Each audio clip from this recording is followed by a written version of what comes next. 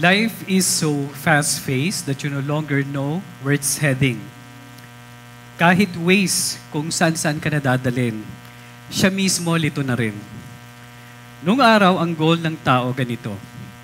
Simple lang, magkaroon ng maayos na pamumuhay, mapag-aral ang mga anak, at wag lang magutom. Pwede na, one decent aspiration. Ngayon, kahit 6 lang kayo sa pamilya, kailangan 4 na po ang sasakyan. Hindi lang basta sasakyan, ha? Kailangan may built-in payong sa pintuan. Noong araw, very particular po ang tao sa mga values. May palabra de honor o delikadesa. Naririnig pa ba ngayon yun? Delikadesa or self-respect. Fast forward, hindi na uso ang may hiya. Common na yata ang pagwawalang hiya kahit sa ikalulugi ng kapwa. Even religiosity, well, in other religion, nothing has changed. Gawin mo ito, magtika ka roon, manalangin ka ng ganito, huwag kang kumain ng karne pag Biyernes. Everything is ritual, puro religiosity, kulang naman sa spirituality. Kulang sa connection sa may likha, ika nga. In this day and age, mahal ka pa bang usaping spiritual? Even among Christians na pag-usapan pa ba ang pagiging saved? Isinasabuhay ba? Yan ang tanong. Ang pamagat ng ating shared reflection sa umagang ito, saved ako? Ano yun? No? The security of believers in Christ. Tayo muna po yumuko sa panalangin. Blessed are you, God, our Creator, the Maker of the universe. You are the God who gives comfort. You are the God who protects. And the God who gives us peace through our Lord Jesus Christ. You are the same God who surrounds your people with your favor as our shields. And may your name be praised forever in our lives. Aming Ama, sa umaga pong ito, kami humihimlay sa inyong harapan. Kalingain niyo ang mga iyong anak, pagalingin ang bawat isang may karamdaman, at marapatin niyo po na maramdaman ng bawat isa ang inyong yakap. Today, O God, we come humbly before you, asking for forgiveness. Ano man ang mga pagkukulang namin, ipatawad niyo po. At sa umagang ito, hangad namin ang kayo ay mapapurihan. Aming Amang nasa langit, pinupuri namin kayo sa pangalan po ng aming Panginoong Yesus. O, yung tanong natin kanina, ano sa atin ang pagiging saved? No? Kasi once na tinanggap natin ang Panginoon, parang stops there. Salamat na lang dito sa ating pamayanan, tuloy-tuloy ang ating pag-aaral, tuloy-tuloy ang paglilingkod natin sa ating Diyos. Pero paano yung mga nasa labas? Paano yung mga panahon na tayo mismo ay pinanghihinaan? Tayo mismo na dapat pinanggagalingan ng kalakasan, tayo mismo ay nanghihina. Ang teksto po natin, kayo natin ngayon sa John 10:27-29. And I would like to encourage you to please read with me. Gusto ko basahin natin with feelings. Kasi dito naka-anchor po ang ating faith. Let's read. My sheep hear my voice, and I know them. And they follow me. And I give them eternal life, and they shall never perish. Neither shall anyone snatch them out of my hand. My Father who has given them to me is greater than all, and no one is able to snatch them out of my Father's hand. I and my Father are one. Sa Tagalog, nakikinig sa akin ang aking mga tupa, nakikilala ko sila, at sumusunod sila sa akin. Binibigyan ko sila ng buhay na walang hanggan, kailan may hindi sila mapapahamak at hindi sila maaagaw sa akin ninuman. Ang aking Ama na siyang nagbigay sa kanila sa akin ay lalong dakila sa lahat at hindi sila maaagaw ninuman sa aking Ama. And may the Lord bless each one as we read His words. Ano po ang background ng ating binasa? Sa John 10, Jesus introduced Himself as the true shepherd. The kind of shepherd that knows the sheep. Sino ba ang sheep? Tumingin nga po kayo sa katabi. O yan ang sheep. Noong time na yon, it was a feast of dedication. Apart dun sa mga Jews, ang audience din niya ay mga Pharisees. At yun ay merong theological importance, no? Yung feast of dedication emphasized God's protection and permanence. John, the author, shows that this is fulfilled in Christ. Jesus being the good shepherd and the one who says, no one can snatch his sheep from his hand. So usapin ito, si Jesus ay nagbibigay ng isang guarantee. The guarantee of God's dwelling, security, and the light of our salvation. Napakasarap isipin na ang ating Panginoong Jesus na siya mismo ang nag-aakay sa ating lahat. Ano yung mga katotohanan natin na pwedeng makita rito? Number one, we who have accepted the Lord Jesus Christ is assured of eternal life. Eternal life is not just an act done by somebody. Jesus Himself was the act. Si Jesus mismo ang nagbigay ng buhay one time, one big time sacrifice, and now this gives us the assurance of eternal life for all. Malinaw na nilarawan ng talatang ito na hindi matitinag ang ugnayan sa pagitan ng Panginoong Hesus at ang mga nag-alay o nagsuko ng buhay sa kanila, alang-alang sa Kanyang pangalan. So sino yon? Again, ito po, yung mga katabi nyo. Pag pinag-usapan natin ang passage ng John 10:27, ano ang ipinapaalala sa atin dito? Mga kapatid, it's about eternal life for us believers. Tanungin nyo, relevant pa ba yan nowadays, di ba? With the advancement of technology, ang daming umaagaw sa atensyon ng mga mananampalataya. Of course, the answer is yes.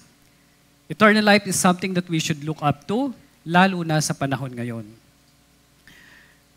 Interestingly, Jesus speaks of eternal life about 24 times in the gospel. Pag tinanong kayo, sino ang involved pag salvation ang pinag-uusapan, ano po ang sagot natin? Pag sinabing personal salvation ko, sino yung mga involved? Sino yung kasali sa usapan? Unang-una, believer. Pangalawa, tayo. Sino pa po? Meron pa bang iba? Salvation leading to eternal life is not only believer plus Christ. Mas malalim pa po ito dahil involved ang tatlong persona, the Holy Trinity. This includes God the Father, God the Son, and God the Holy Spirit. Mga kapatid, this is something serious. No? Parang pumasok ko sa isang kwarto, pagdating mo doon, nandun ang presidente ng isang bansa, nandun din yung Senate President, at nandun din yung Chief Justice. At biglang sinabi sa'yo, kami ang bahala sa'yo. So what confidence will this give you pagka ang involved sa buhay natin ay yung tatlo, ang ating amang nasa langit, ang Panginoong Hesus, at ang Espiritong Banal. Now, let me ask this. Ano nga yung kanilang individual participation? Let's begin with God the Father, and how did the Father demonstrate His participation?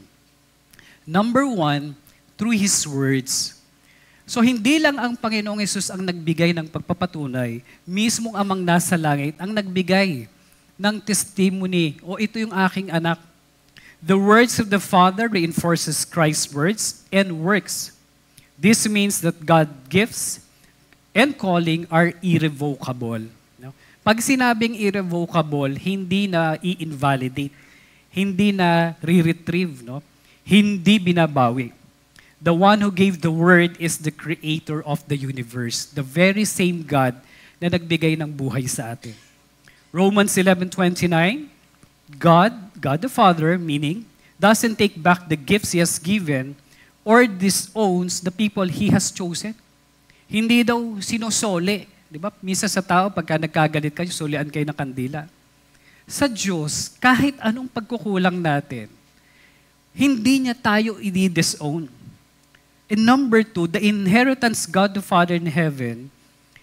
is something that He freely gives. No? Yung mana, yung pag-aari sa atin. Ito daw ay isang incorruptible and does not fade away on the presumption na tatanggapin natin. And that is the beauty of the love of God, yung acceptance niya. Once na ikaw ay inari ng Panginoon at ikaw naman ay nag-respond, sabi mo, Lord, sige nga, wala akong magagawa, magpapasakop na ako sa inyo. At one point in our lives, ginawa nating lahat yun. The beauty of that is it seals the eternity, our eternity. 1 Peter 1:3, sabi po dito, praise God the Father of our Lord Jesus Christ. God is good, and by raising Jesus from the dead, He has given us new life and hope that lives on. Mga kapatid, this is something beautiful. God has something stored up for you in heaven where it will never decay or be ruined or disappear. So yung pagpapala ng Diyos, hindi lang sa heaven. So kung meron siyang inihanda sa langit, ano naman yung inihanda niya dito sa atin habang tayo ay nasa lupa pa. Ito ang magbibigay sa atin ng isang buhay na may pag-asa, na magmamana tayo ng kayamanang di nasisira, walang kapintasan, at di kukupas na inihanda ng Diyos sa langit para sa atin. If God takes care of our future, how much more will He not attend to our present need? And yan ang isang katotohanan dapat ina-appreciate natin. Ano man ang situation natin ngayon, Lord, I know You are there, You are working behind the scene. At hindi Niyo ako pababayaan. This is one thing that we should verbalize. So pagising natin sa umaga, meron kang challenge, meron kang difficulty. Proclaim the love of God. Lord, I know, pangungunahan Niyo ako sa araw na ito. Meron akong mahalagang meeting, meron akong kino-close na deal, or even to the point na, Lord, matindi ang aking financial need. Lord, orchestrate, touch people to minister to me. Sa umpisa pa lang, sa umaga pa lang. Because number 3, God the Father assures us, the believers, that Jesus will confirm us to the end, that He is able to present us faultless in that final day. So meron tayong tagapamagitan. Meron na tayong favor mula sa Amang nasa langit, nandyan pa ang Panginoong Yesus. Unang Korinto 1:7, sabi rito, kaya't hindi kayo nagkukulang sa anumang pagpapala. Habang hinihintay nyo ang pagbabalik ng ating Panginoong Yesus, kayo'y gagawin niyang matatag hanggang wakas upang matagpuan kayong walang kapantasan sa araw ng ating Panginoong Hesukristo. Just imagine that. Ang sabi rito, hindi kayo nagkukulang sa anumang pagpapala. Ang error kasi mga kapatid, sa umpisa pa lang tayo, sinasarado na natin yung isip natin. Pag nakikita na natin yung mga problema, lumiliit yung ating focus, lumiliit yung ating vision. In short, lumiliit yung ating mundo. Nafo-focus ka dun sa problema, ang laki-laki ng Diyos natin. Kasi sinabi ko kanina sa umpisa pa lang, declare the power of God. Declare the presence of God in your life. Ako po kasi presider ako, alam niyo po yun, sa main. Pagka po may assignment tayo, gagawin ko, pupunta ako ng umaga, mga 30 minutes earlier. Pupunta ako dun sa gitna ng main hall, yung pinakamalaki nating bulwagan. Nagpe-pray na ako dun. Isa sa prayer ko, Lord, I dedicate this place, this hallway. Let our worship today give glory to your name. At ako po na presider, marapatin nyo na maitawid ko po ito. I declare, O God, my dependence on you. Dahil pag hindi ko po ito ginawa, Diyos aming Ama, hindi ko po maitatawid. And so, Lord, I dedicate our worship today. So umpisa pa lang, I connect na. Kasi as a presider, napakalaking challenge po mag-preside ka sa main hall, di ba? Thousands of people. Abay, ang kaba namin nun, abot-abot. Pero dahil sa pag-iingat ng Panginoon, because of God's presence, na in-invoke ko, pinalabas ko sa bibig ko, naniwala ako sa puso ko, ay sa awa ng Diyos sa lahat ng major assignments natin, naitawid po natin. It's not because of me, but it's the power of God. Na nag-manifest, tinawag nyo, dineclare nyo. So ganun din sa ating buhay. Believers cannot save themselves or keep themselves saved. Bakit? Lagi tayong takot. Pwera pa pagkagutom tayo, minsan nawawala yung pagiging makadiyos natin. People cannot save consistently themselves out of their own merit or consciousness. but only through the collaborative work of the Trinity. Sadly mga kapatid, marami pa rin sa ibang reliyon, secondary lang si Jesus. Hindi siya ang main character. Most of them, save yourself pa rin. Kaya mo yan, effort mo yan, gawin mo yan. Hindi kayang iligtas o panatilihin ng mga mananampalataya ang kanilang kaligtasan sa sarili nilang kakayahanan. Kailangan po talaga kumokonek tayo lagi sa Panginoon. Which is common among other religions. Buti lang dito po sa atin, iba ang pananaw natin. Kanina lang doon sa ating praise and worship, na nakita ko ating worship leader, lumuluha, I was touched. Because the Spirit of God is within our midst. Hindi yan pwedeng iarte.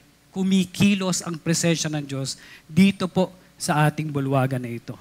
So just to emphasize mga kapatid, our salvation, our eternal life, is orchestrated by no less than our God the Father in heaven, our loving God, kasama ang ating Panginoong Yesus, and the Holy Spirit. Tatlo po sila. Akala ko nga sa kapilang may 3 in 1 eh. No, nauna pala ang salvation natin. God the Father, God the Son, and God the Holy Spirit, all working together for your sake, for our sake. So tinitiyak sa atin ng Diyos na si Jesus ang magpapatatag sa atin hanggang wakas upang maihirap niya tayo na walang kapintasan sa huling araw. God's purpose in our lives cannot be thwarted by human weakness or double-mindedness. Otherwise, the fulfillment of God's purpose will depend on human action. Hindi natin kaya at pwedeng baliin ng Diyos. Hindi natin pwedeng i-bribe ang Diyos. Meron kaming kakilala, a close friend sa amin, nung siya ay na-diagnose na may cancer at siya ooperahan na dahil tatanggalin yung cyst, ang sabi niya, gumaling lang ako, magiging mabait na ako sa asawa ko. Parang yun ang kanyang trade-off, yung kanyang ninenegotiate sa Panginoon. Pagalingin mo lang ako, magiging mabait ako. Unang-una ang Diyos natin mabait. It goes without saying na pag yun ang ating hiningi sa Kanya, ibibigay ng Lord, hindi. Of course, ibibigay niya anything na makabubuti sa atin. So ganito kabigat, mga kapatid, ang participation ng Diyos Ama sa kaligtasan ng bawat isa. He is actively involved. Ngayon, punta naman tayo kay Jesus. Okay? Ano naman ang participation ng anak? Ang ating Panginoong Yesus. Binanggit natin kanina sa una, ulitin ko lang, eternal life is not just an act done by somebody. Jesus Himself was the act. Okay? Siya mismo ang nagbigay ng kanyang buhay for all of us. It is a one-time sacrifice that gives us the assurance of eternal life for all. Hebreos. At dahil sinunod niya ang kalooban ng Diyos, tayo ay ginawang banal ni Jesucristo sa pamamagitan ng minsanang paghandog ng kanyang sarili, at iyon ay sapat na. And this also addresses, mga kapatid, ano may position natin as far as heaven is concerned? One time, ako po ay nandun sa aking opisina, meron tayong mga kapatid ng mga Saksen ni Jehovah. No? Nagawi ako doon at sinadya ko talagang gumawi.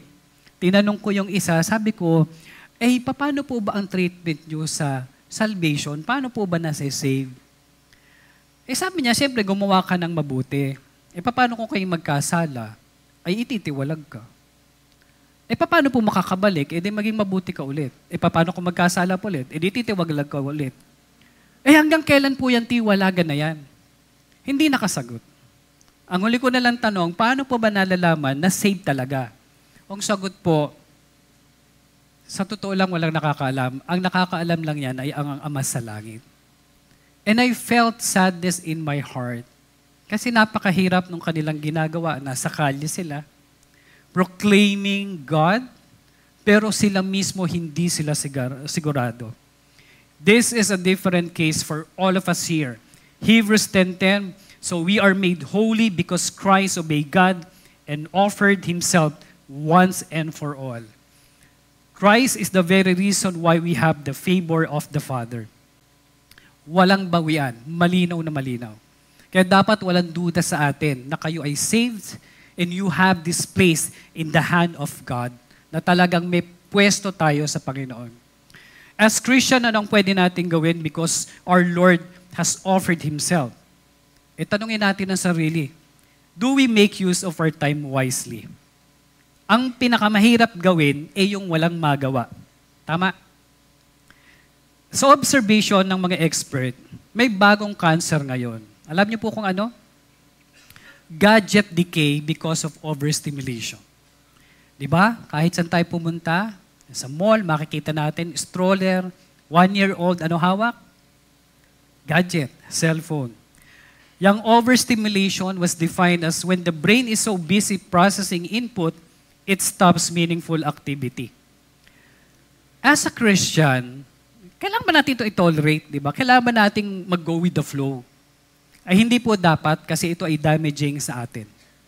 Instead of spending hours unproductively, yung scroll ka lang ng scroll, nagbabantay ka ng mga add to cart, yung mga 9, 10, 11 to 11 na sale, bato-bato sa langit, tamaan, no? How can we be productive? How can we make use of time? Kasi kailangan maingat po tayo dito. At yan ang ginagamit ni Satan to destroy God's people. Yang gadget is a very, very effective tool. Yung kaba-browse mo, mamaya 30 minutes, mamaya 3 oras na, mamaya wala ka nang ginawa. Mamaya natapos mo na isang series, 12 episodes ng Netflix. Hanggang sa pagtulog mo, masakit na yung likod mo, kinabukasan, masakit na yung ulo mo. Kaysa walang magawa na mas maayos, why can we focus ourselves to these words? Ano po ba tayo? Anong tawag sa atin na naniniwala kay Kristo? Christian, di ba? Huwag tayong lumayo. Anong pwede natin tingnan dito? Find meaning into these words and simply act. Binigyan ko po ng acronym yung pagiging Christian. Ayan. Charity starts, extend help to those in need. Healing, pray for or do things that could bring recovery, no?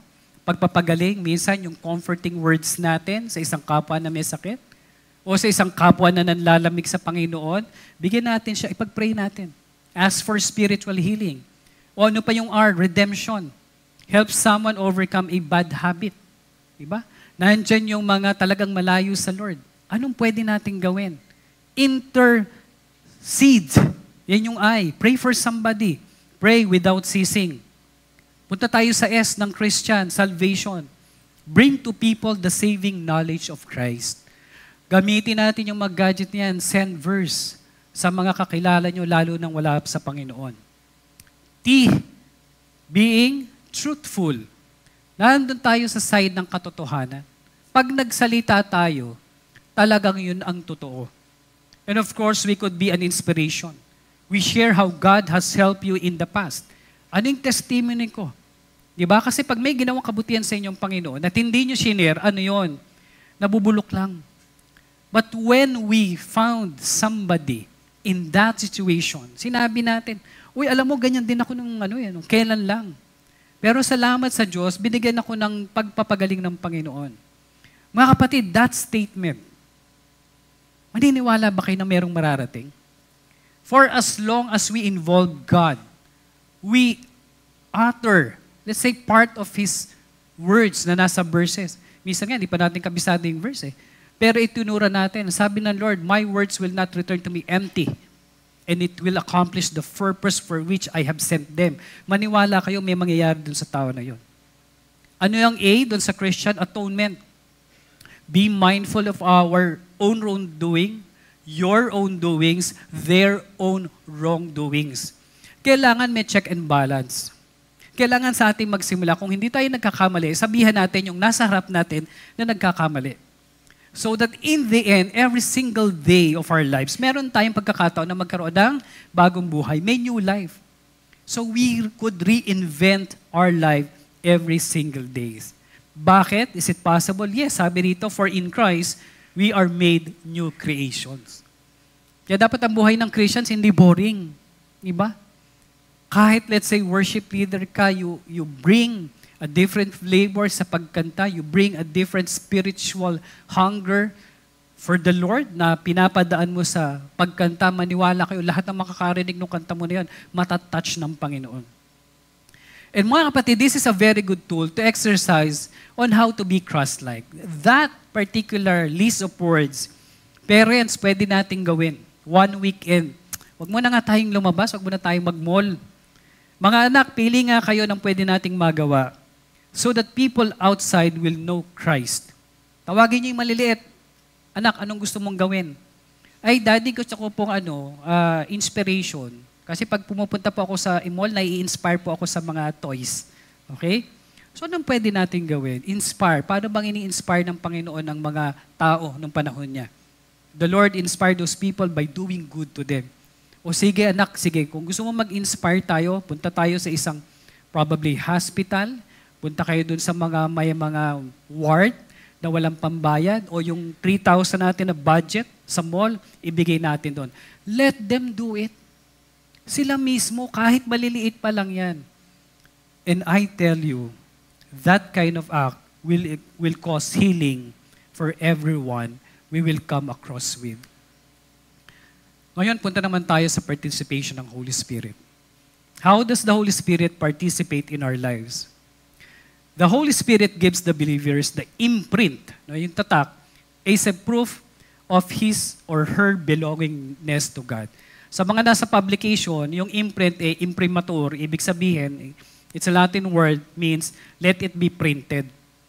So sa mata ng langit, tayong lahat ng nandito, may tatak na, may imprint.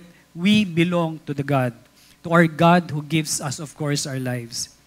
Efeso 1, sa pamamagitan ni Kristo, kayo rin na nakarinig ng salita ng katotohanan ng magandang balita na nagdudulot ng kaligtasan at sumasampalataya sa Kanya, ay pinagkalooban ng ipinangakong Espiritu Santo bilang tatak sa pagkahirang sa inyo. Ephesians 1, in Him you also trusted, after you heard the word of truth, the gospel of your salvation, in whom also, having believed, you were sealed with the Holy Spirit of promise. Ayon sa may akda ng Efeso na si Paul, ang Espiritu ng Diyos na nagsisilbing tanda ng katiyakan at kasiguruhan sa ating buhay, yan ay isang garantiya na ang pagpatutunguhan ng mga Kristiyano ay hindi masisira o mawawala. Through the Holy Spirit that is in you, we have the proof of eternal life. Kasi yung pakikipisa ng Diyos sa atin, whether it's God the Father, whether it's God the Son, whether it's the Holy Spirit, is secured. No? Sabi nga natin kanina, walang bawian. Roma 8:35, sino ang makapaghihiwalay sa atin sa pag-ibig ni Kristo?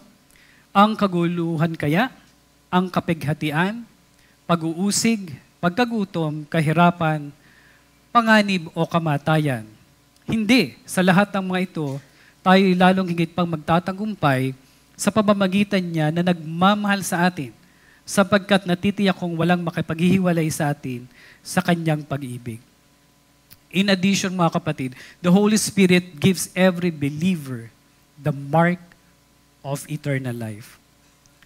John 10:27, my sheep hear my voice, and I know them, and they follow me. Ito daw yung dalawang tanda ng isang mananampalataya. Ano yung meron tayo?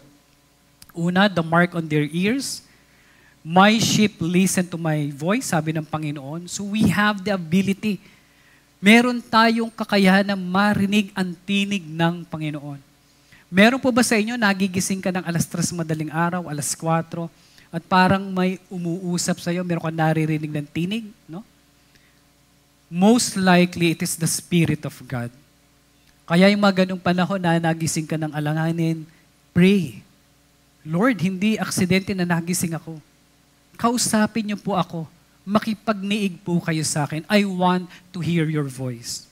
In 2 Mark, ay nasa mga paana daw natin, they follow me. So meron din tayong kakayahan na sundin at sundan ang ating Diyos.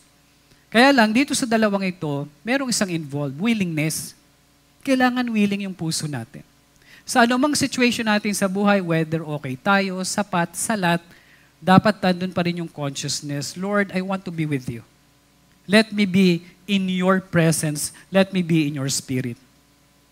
So mga kapatid, a true Christian is the one who listens willingly to the words of Jesus and follows Him, not just an avid listener, but an active doer. Yun po ang difference.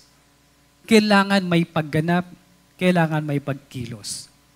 In closing, people of God should always have the Spirit of God in our consciousness. No? Huwag na lang tayong lumayo sa Diyos. Saan naman tayo pupunta? Diba? Pag lumabas ka nga dyan, di ba, ang daming struggle. Kahit sa sarili nating bahay. Kaya po, every single moment, we should have the consciousness. Just as cattle are branded to be identified with the owner, ito yung mga tinatatak normally sa mga baka, followers of Jesus should be clearly branded by these two traits. Na pagka tayo kumilos, pag tayo lumabas, pag tayo nagsalita, even if we do not declare that we are Christian, nasasabi nung kaharap natin, Christian ka, no? Kasi kitang-kita sa salita mo, sa deportment mo, sa pag-uugali mo, nakikita sa iyo ang Espiritu ng Diyos, yung kalma tayo. Yan po dapat yung isa nating ma-practice, mga kapatid. Whatever the situation is, galit ka, compose ka pa rin. Gusto mo nang sakalin yung kaharap mo? O minsan, kahit sa mag-asawa, nag-aaway, gusto mo nang balibagin ng baso. Diba? Balibagin mo na lang ng wallet na may laman. Bumili ka ng lipstick, bumili ka ng makeup. Umamaya lang bati na kayo. So make everything to be at peace with everyone around you. So tanong mga kapatid, saan natin ginagamit ang ating mga tainga? Ang ating mga paa? Saan tayo nito dinadala? Do they bring us closer to God or bring us towards fear and anxiety? Now, having illustrated to you that we are saved with our text, that we have eternal life, ano ang challenge sa atin? Let's pause for a while. I want you to have this consciousness, Lord, saan ako nagkulang? Lord, ano yung mga bagay na na-offend kayo because of my carelessness? Ano yung hindi ko nagagawa na dapat itong kapatid ko ito mas nakilala kayo? Because mga kapatid, every believer must be cleared with his understanding of his salvation that leads to eternal life. Pero nakikita sa ating gawa. Dapat yan itinuturo, tayo dapat ang nagtuturo. Number 2, malinaw dapat ang pagkakaunawa. Hindi dapat natitinag ang mga anak ng Diyos. People of God should not compromise our relationship with God over earthly gains or material comfort. Pag galing sa masama, hindi na ikukubli. Nahuhuli rin ang ending booking. So bakit natin papayagan yun? Luke 12:2, nothing is covered up that will not be revealed or hidden that will not be known. Therefore, whatever you have said in the dark shall be heard in the light, and what you have whispered in private rooms shall be proclaimed on the housetops. May Diyos kasi. May anghel pa. Ang daming principalities. Kaya pag hindi natin inayos ang ating puso, if tayo yung mga pumapanig sa kasamaan, mahuhuli at mahuhuli tayo. Number 3, talk about our personal salvation. Dapat may appreciation tayo sa hirap at sakit ng ating Panginoong Yesus. Kahit pa 2,000 years ago na yon, is it still relevant? Minsan nga, kine-question pa yun ng mga kilala natin. Christian ka, di ba? Merong mga ganong comment. Ano ba yung talagang faith kay Jesus? The answer is a resounding, oo, napaka-relevant yan. Alam niyo kung bakit? Dahil may hangganan ang buhay natin dito sa lupa. Kaya pag nanood kayo ng TV, nai-imagine ko lang, siguro itong mga taong ito, pagkakataas na maugali, pagkakayabang-yabang. So ngayon, yung ginagawa nila na pananakit sa kapwa because of deeds, dun din sila nahuli. Yung pinagkakitaan nila, dun din sila nahuli. Parang merong sense of humor ang Diyos. Pinagkakakitaan mo ang baha, o baha din ang magbubuking sa'yo. The same thing. So sa mga hindi pa tumatanggap kay Jesus, mga kapatid, kung meron pa dito, no? Or meron tayong kamag-anak na hindi pa na kumikilala sa kabutihan ng Diyos, let them decide for themselves. Tulungan natin. If they are not clear on this church is more than willing and more than happy to teach us, to equip us. Gone are the days na dapat, hindi naman ako Bible study teacher, hindi ko kaya magturo. Wala naman ako formal schooling, hindi naman ako nagkaliwanagan. Mga kapatid, if you could utter just one sentence, you are a teacher. Just do your part. Proclaim the verse at hayaan mo ng Holy Spirit na kumilos so that that person will have its conversion. We cannot abuse the rewards of this world. Bakit? Kasi may justice ang Lord. At ang langit marunong din maningil. Ecclesiastes 12:14, for God will bring every deed into judgment, including every hidden thing, whether it is good or evil. Kaya mas maganda na i-expose tayo doon sa kabutihan nating ginagawa. Panglima, sa mga kapatid natin na maayos ang buhay, sagana, living in comfort, this is an opportunity to be kind and loving to those in need. Usher people to the love of God through the works of our hands, through our resources, through the material blessings that you can lovingly share. Pang-anim sa atin naman na for some reason in need, don't forget that God has already curved our destiny. May special na pagpapala at naghihintay, pero we just need to do our part. Mga kapatid, at sa lahat, we need to continuously learn, we need to invest in ourselves, be godly, study and learn new skills, have the attitude like Jesus in character, earning the favor of both God and men. So pag tayo ang pinag-usapan, binanggit yung pangalan natin, hindi tayo liability. Hindi tumitingin sa malayong kaharap natin dahil yung ginagawa natin hindi katanggap-tanggap. Dapat hindi po tayo pabigat at dapat pag nabanggit ang pangalan natin, naaalala nila si Jesus or naipapakilala si Jesus. Every single day should illustrate the works of Jesus in our lives, and that is our mandate. And this is exciting mga kapatid. Laging may bagong revelation ang Lord sa atin. Maging conscious lang po tayo. Kung walang maisip, ask the Holy Spirit, ask the favor of God, ask for empowerment of Jesus. Eh di ba nga 3-in-1? Di ba? Having all that have been shared and discussed, ibalik natin ang tanong kanina pa nung umaga. Kung save nga ako, ano ngayon ang kahulugan nito sa buhay ko? We can ask ourselves, ano ang naging pagkukulang ko sa kapwa, sinasadya mo, ano hindi. From this moment on, paglabas po natin dito sa baluwagan nito, ask the Lord, anong pwede kong ituwid? Anong pwede kong baguhin? Anong pwede kong iwasan? Anong pwede kong tanggalin? O idagdag, so that my life will reflect the glory of my salvation. My life will reflect the glory of my eternal life. Maaring mas maging mahirap pa ang buhay natin, we do not know, in the months and years to pass. Pero sabi nga ng Panginoong Hesus, na mismo sa kanyang bibig nagmula, sinabi ko ito sa inyo upang sa inyong pakikipag-isa sa akin ay magkaroon kayo ng kapayapaan. Magdaranas kayo ng kapighatian sa sanlibutan ito, ngunit tibayin niyo ang inyong loob. Napagtagumpayan ko na ang sanlibutan. Every one of us, big or small, should always have the Spirit of God. Panindigan na po natin yung pagiging saved. Always look towards the promises of eternal life. So spend every hour wisely and productively. Ensure that at least good portion of our hour, a good portion of our everyday, we do the works of Jesus. May magagawa po tayo para kay Jesus. Bakit? God simply empowers.